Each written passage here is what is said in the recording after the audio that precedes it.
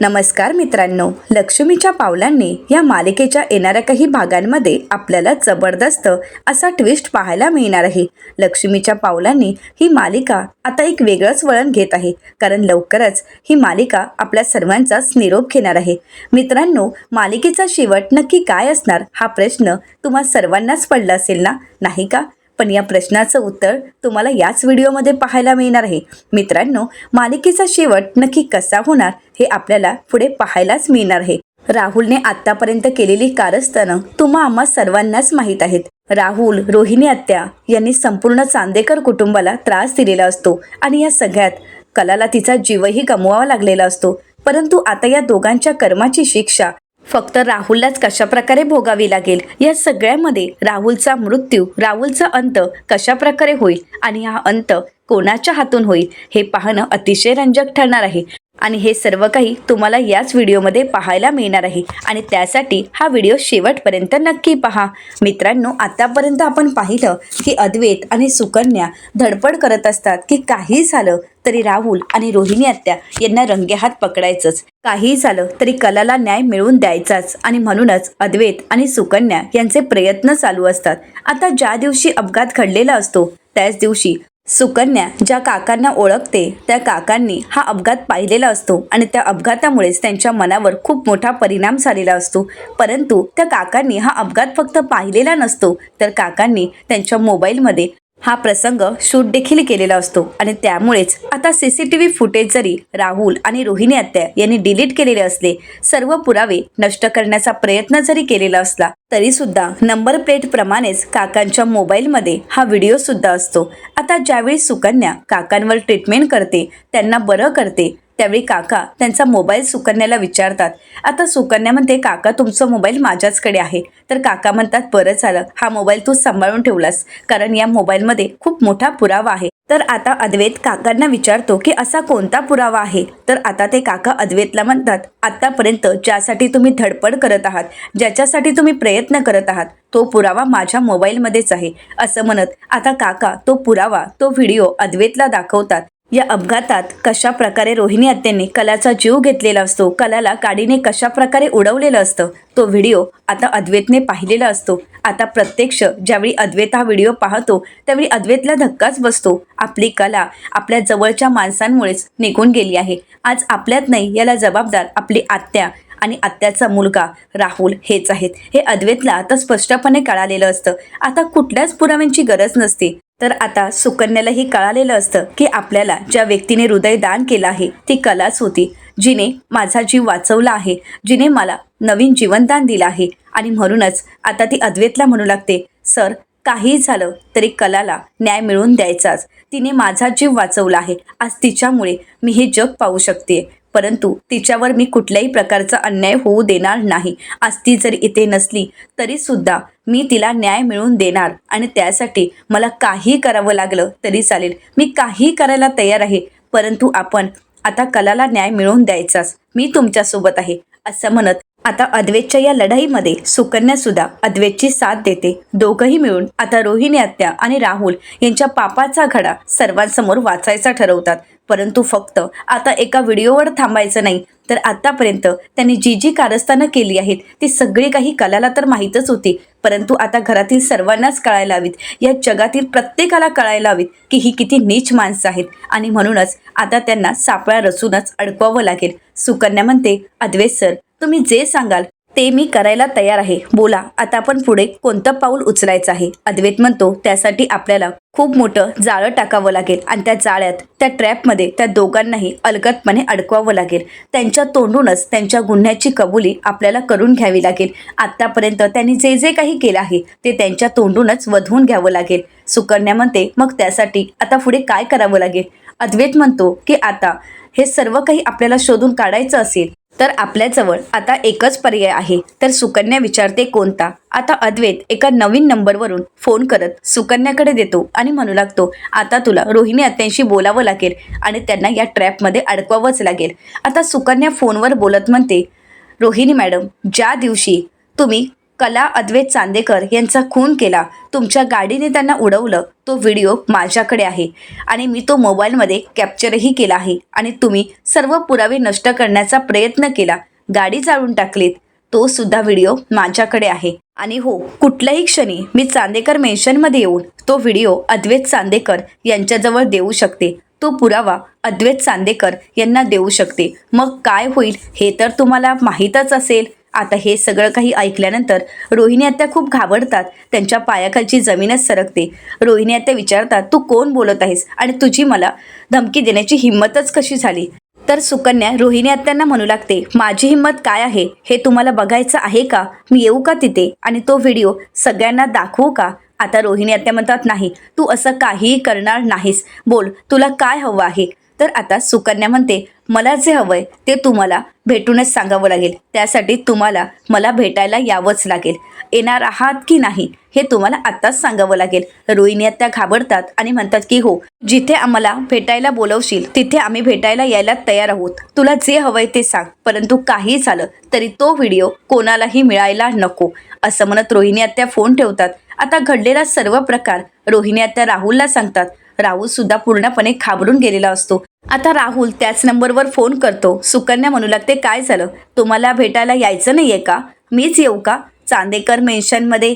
तर आता राहुल म्हणतो, त्याची काहीच गरज नाहीये, तुम्ही फक्त ॲड्रेस पाठवा, आम्ही तिथे भेटायला यायला तयार आहोत.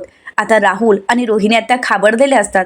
काही करून सर्व पुरावे नष्ट तर करायलाच हवेत आणि म्हणूनच दोघेही घाईघाईने सुकन्याला भेटायला निघालेले असतात. आता अद्वैत आणि सुकन्या त्याच ठिकाणी असतात. आता रोहिणी आत्यांची कारस्थानं समजावीत आणि सगळ्यांना कळावीत यासाठी अद्वैतने ते सगळं काही शूट होण्यासाठी एका ठिकाणी कॅमेराही लावलेला असतो, परंतु याबद्दल रोहिणी आत्यांना मात्र काहीच माहीत नसतं.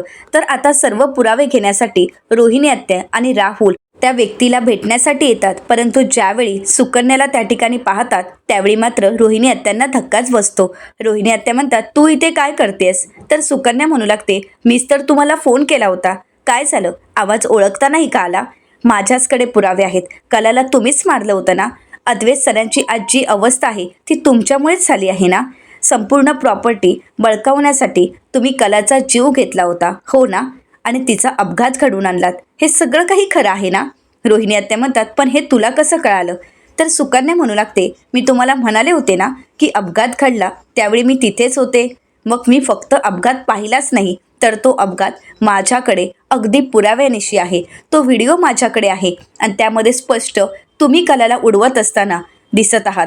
ती गाडी तुमची होती, त्या गाडीमध्ये तुम्हीच ड्रायव्हिंग करत होता, हे सगळं काही स्पष्टपणे दिसत आहेत आणि ते पुरावे आजही माझ्याकडे आहेत आणि कुठल्याही क्षणी ते पुरावे मी सर्वांना दाखवू शकते. तर आता रोहिणी आत्या आणि राहुल हसू लागतात. सुकन्या म्हणते, एवढं सगळं होऊन तुम्हाला हसायला येतंय?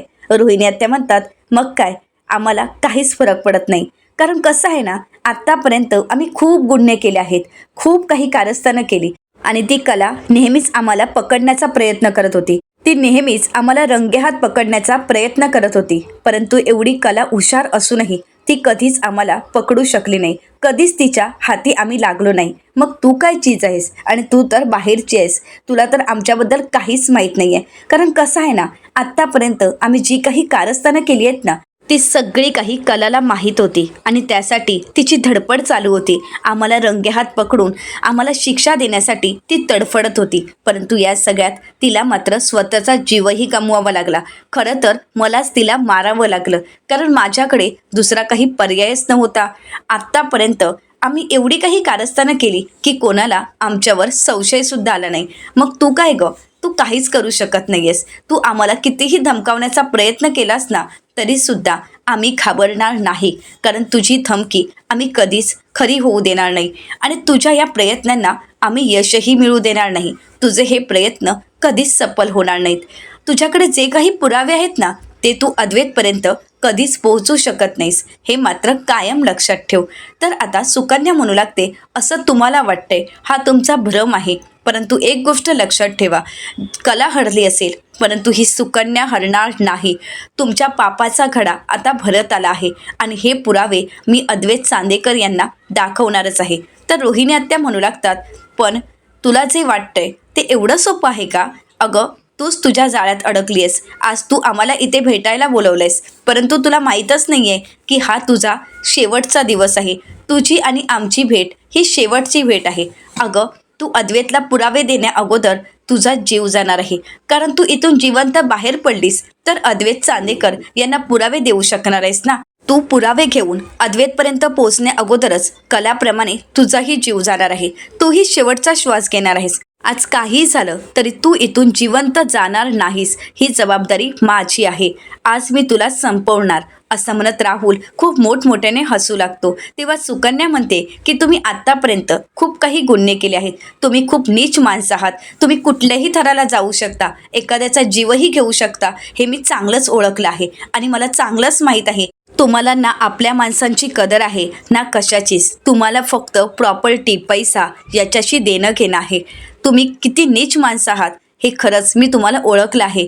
अद्वैत सर, आजोबा आणि संपूर्ण चांदेकर कुटुंब म्हणजे किती चांगलं आहे ना, हे मी जवळून पाहिलं आहे. त्या देव माणसांना तुम्ही फसवलं आहात. खाल्लेल्या मिठाला तुम्ही जागला नाहीत. आयत्या बिळात नागोबा म्हणून घर करून राहिलात. परंतु तुमचा हा खरा चेहरा मी जगासमोर आणणार आहे आणि तो आणल्याशिवाय मी शांत बसणारही नाही. तुम्हाला तुमच्या पापांची शिक्षा नक्कीच मिळणार आहे. आज केवळ तुमच्यामुळे संपूर्ण चांदेकर कुटुंब उद्ध्वस्त झालं आहे. आज अद्वैत सरांची जी अवस्था झाली आहे ती तुमच्यामुळे. आणि रोहिणी आत्या, अहो तुम्ही तुमच्या बाबांचाही विचार केला नाही. अहो ते अंथरुणाला खेळले आहेत. तर रोहिणी आत्या म्हणू लागतात, त्या म्हाताऱ्यालाही मी मारण्याचा कित्येक वेळा प्रयत्न केला, परंतु त्याचं नशीब बलवंत म्हणून आजही तो जिवंत आहे. नाहीतर केव्हाच मी त्यालाही मारून टाकलं असतं. तर सुकन्या म्हणू लागते, लाज नाही का वाटत?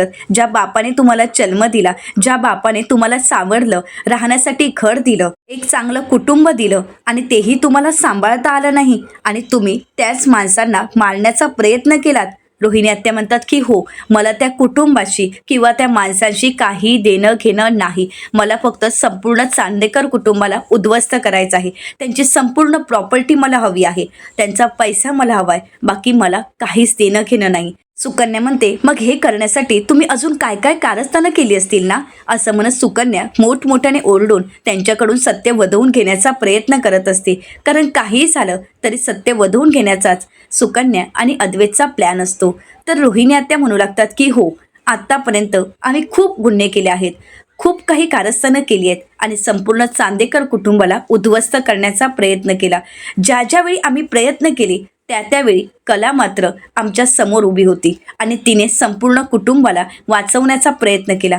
प्रत्येक वेळी आमचे डावपेच तिने हाणून पाडले. प्रत्येक वेळी आम्हाला अपयश पचवावं लागलं आणि म्हणूनच आम्ही शेवटी तिचा जीव घेतला आणि त्यानंतर ठरवलं की आमच्या रस्त्यातला एक काटा तर आपण बाजूला केलाय. दुसरा काटा होता म्हणजेच तो म्हातारा आबासाहेब चांदेकर.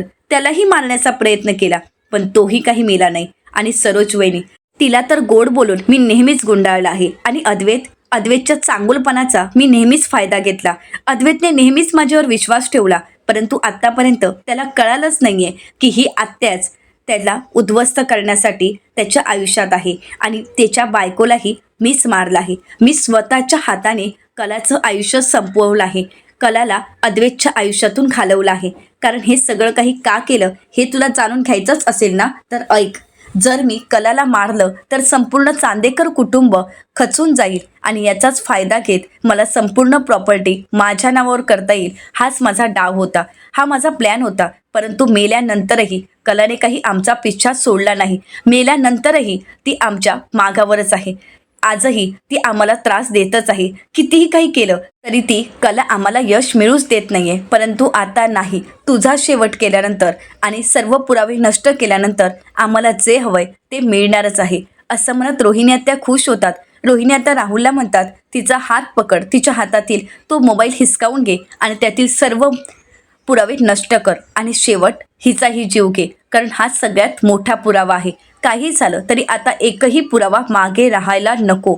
राहुल म्हणतो, हो मम्मा, आता काळजी करू नकोस. आता आपल्याला कोणीही अडवणार नाही आणि इथे बघायलाही कोणी नाही. त्यामुळे सगळे काही पुरावे आपण इथेच नष्ट करायचे आहेत. ह्या सगळ्या गोष्टींचा इथे शेवट करायचा आहे आणि त्यानंतर या संपूर्ण चांदेकर कुटुंबाच्या प्रॉपर्टीवर फक्त तुझं आणि माझंच राज्य असणार. मम्मा, मी तुला म्हणालो ना की मला फक्त या कुटुंबाची सत्ता हवी आहे.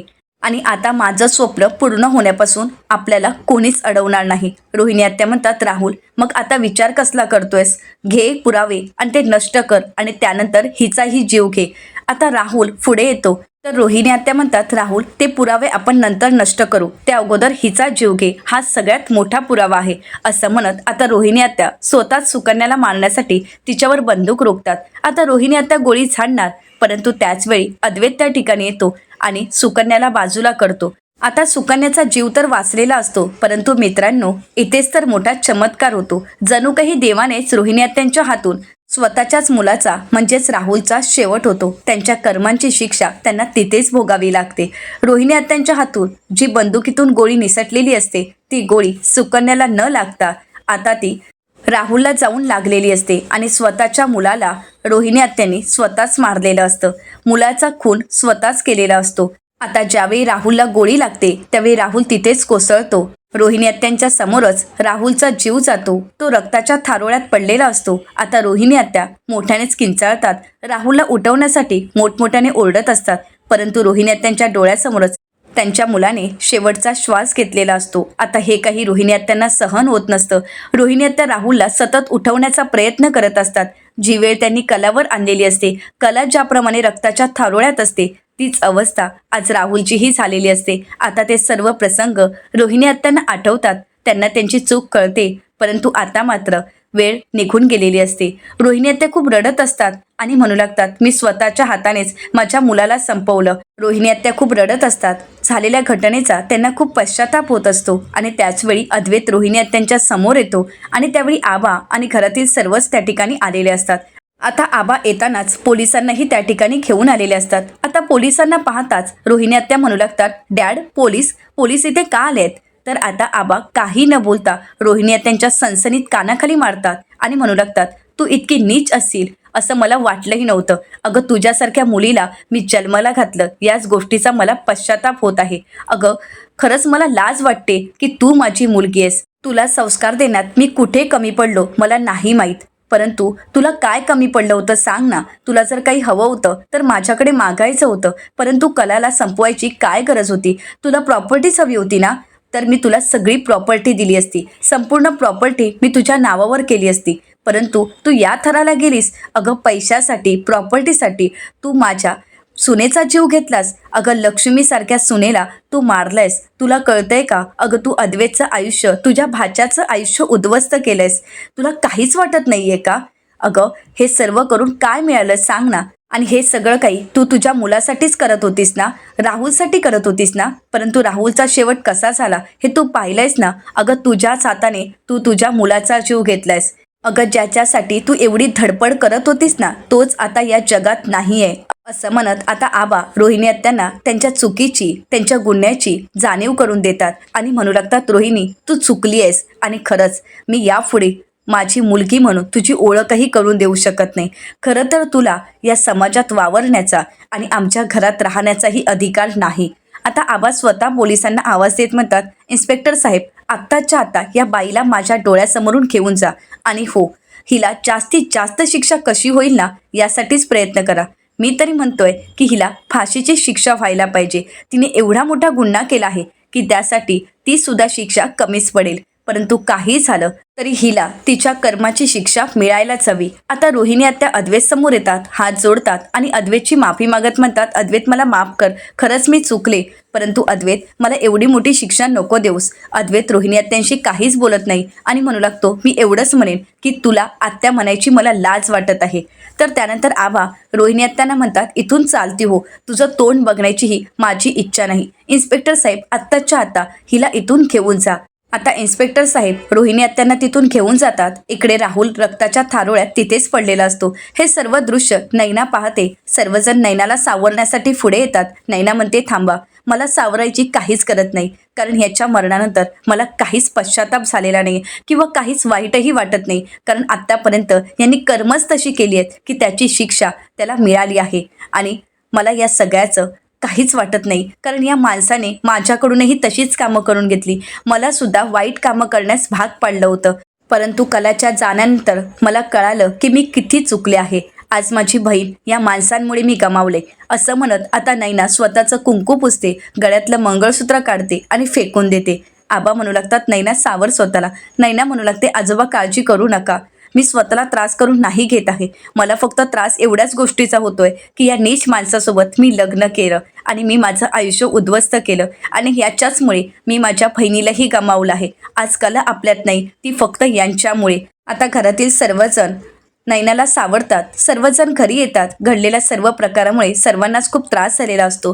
परंतु आता सत्याचा विजय झालेला असतो आणि यात कलाबद्दलचं एक गुपित सगळ्यांना कळालेलं असतं. सुकन्याला जिने हृदय दिलेलं आहे ती आपली कलाच आहे आणि हृदयाने पुन्हा एकदा कला चांदेकर कुटुंबामध्ये आहे हे सत्य सगळ्यांनाच कळालेलं असतं. आता आबा आणि सरोज मॅडम अद्वैतला म्हणू लागतात, अद्वैत बघितलंस ना तुझ्या प्रेमाची ताकद. आज कला इथे नाहीये, ती शरीराने तुझ्यासोबत नाही परंतु हृदयाने मात्र तुझ्याशी जोडली गेली आहे.